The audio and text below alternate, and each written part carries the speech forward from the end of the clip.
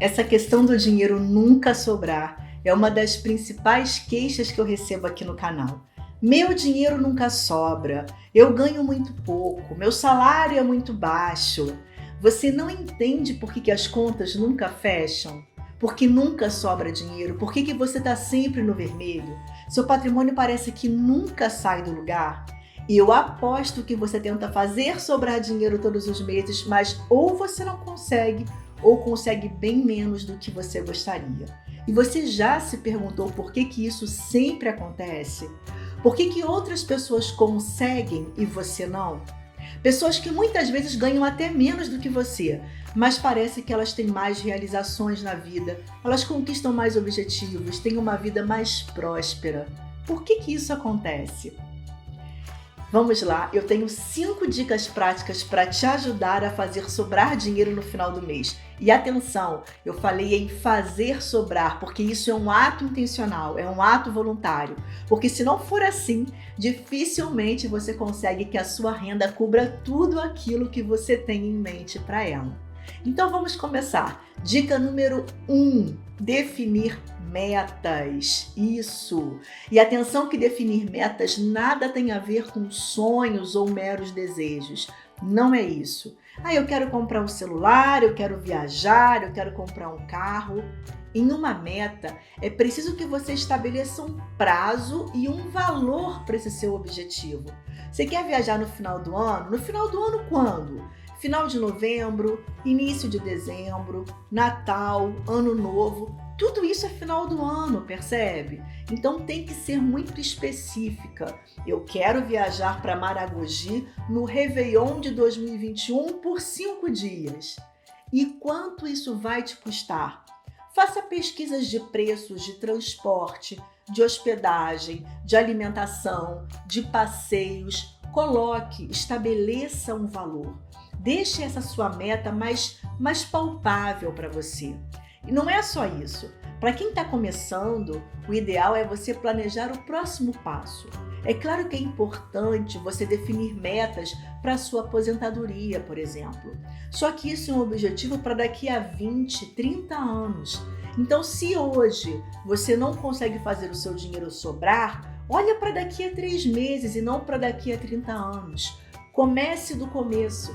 Estabeleça uma meta para o próximo trimestre e se planeje para fazer ela dar certo. Eu quero comprar um apartamento daqui a 10 anos que custa 400, 500 mil reais. Quando você aprender a cumprir as metas de curtíssimo prazo, quando isso virar uma rotina para você, aí sim, você aumenta o valor e o prazo dos seus objetivos. Então, por exemplo, se seu objetivo for começar a correr e completar uma corrida de 10 quilômetros, comece estabelecendo metas como caminhar 3 vezes por semana, depois correr 3 quilômetros sem caminhar, completar uma prova de 5 quilômetros até chegar aos 10 quilômetros. Quando a gente quebra uma tarefa em pequenos passos, isso faz com que o processo seja mais gerenciável e ajuda a evitar os níveis de estresse que podem prejudicar a sua motivação. E por que as metas são tão importantes para fazer com que você foque naquilo que é mais relevante para você, fazendo sobrar dinheiro? Porque toda vez que você for tomar uma decisão financeira, você vai parar para pensar se aquela decisão vai te aproximar ou vai te afastar do seu objetivo principal. Então, quando você tem metas bem definidas, elas vão te ajudar a tomar decisões mais condizentes com aquilo que você realmente deseja. E sempre se faça essa pergunta: essa decisão, essa compra de agora, está me aproximando ou está me afastando do meu objetivo final? Isso vai te ajudar muito a intencionalmente fazer sobrar dinheiro. A segunda dica, e super batida, mas não menos importante, é anotar os seus gastos. Eu sei que para muita gente essa é a parte chata da vida financeira, mas muita gente também não entende o porquê da necessidade de anotar os gastos. Como que isso vai fazer sobrar dinheiro? Como que isso vai me ajudar? Partindo da premissa que cálculo mental não funciona, a atitude de anotar diariamente os gastos faz com que você tenha consciência do que está gastando. E essa anotação não é para sempre, gente. Se você quer construir o hábito de anotar os seus gastos, faça isso por 2 ou 3 meses, somente para você entender a forma como você gasta seu dinheiro. Esse prazo já vai ser suficiente. E quando a gente passa a anotar, a gente para de achar que gasta X com alimentação, Y com lazer, 100 com farmácia, 300 com transporte. A gente sai do achismo e passa a ter certeza daquilo que foi gasto. E aí, muita gente se assusta quando vê efetivamente aquilo que gastou. Então, não adianta somente anotar. Anotar pura e simplesmente não serve para nada. Tem que anotar e tem que analisar aquilo que está sendo gasto. Pensa comigo, se você tem uma dor, você procura um médico. Sem conseguir identificar o problema a olho nu, o médico vai te pedir alguns exames. Você vai lá, marca, faz os exames, só que não volta no médico para mostrar seu resultado. O que aconteceu aqui? Você simplesmente perdeu tempo. Você continua sentindo a dor e não tem uma solução para ela, porque a solução depende da análise desses exames. Quando o médico for avaliar, aí sim ele vai identificar qual é o problema e vai te passar o medicamento correto para acabar com aquela dor. E acontece a mesma coisa nas finanças. Se você passa a vida somente anotando os gastos, mas não analisa o que foi anotado, é como se você tivesse ido fazer todos os exames que foram pedidos, mas não voltou ao médico para que ele descobrisse o problema e receitasse o remédio.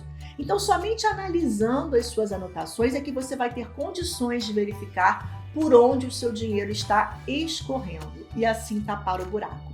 É ali que você descobre que você está gastando muito mais do que aquilo que você imaginava nas suas contas mentais.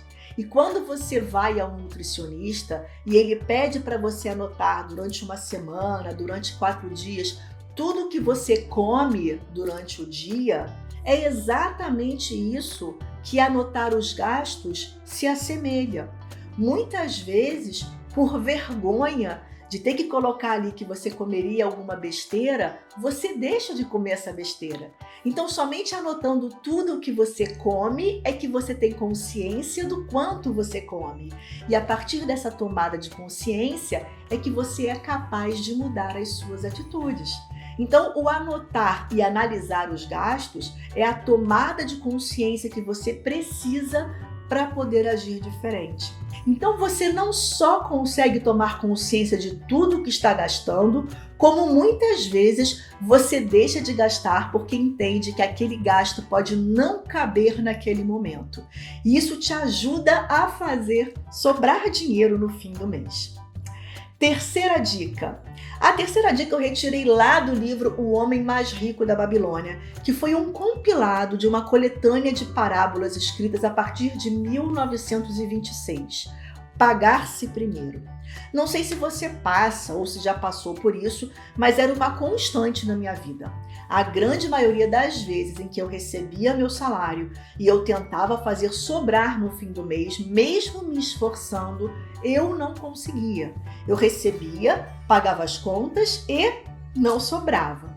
E por que isso nunca deu certo? Porque eu sempre priorizei o pagamento de todas as contas primeiro, esquecendo da conta principal, a minha.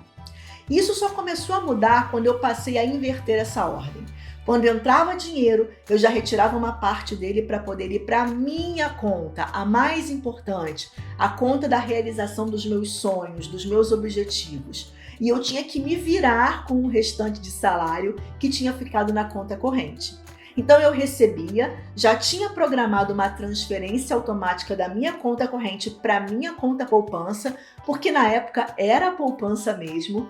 Então era só tirar esse dinheiro da minha conta corrente e o que restava era a quantia que eu tinha para sobreviver o resto do mês, pagar todas as minhas contas, sair, passear, me vestir e etc. E tudo que eu gastava dentro de um mês precisava caber dentro daquilo que tinha sobrado do meu dinheiro depois de eu ter retirado a minha parte.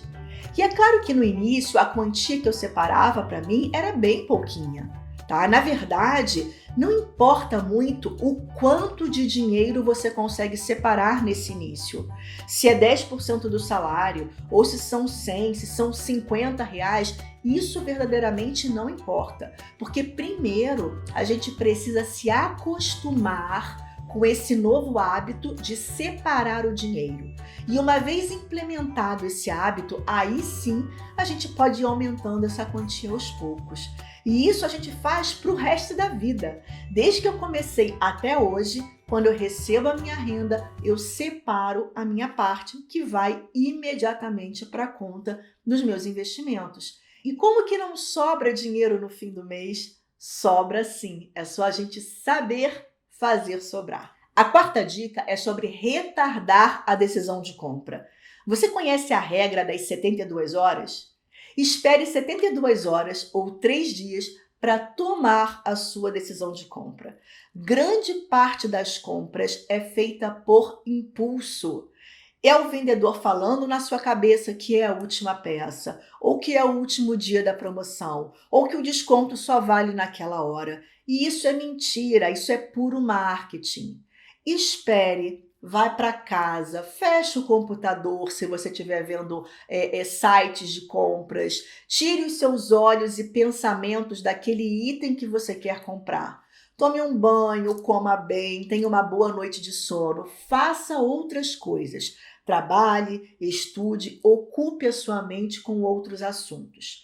Se passadas as 72 horas você continuar com muita vontade de comprar aquele objeto, compre.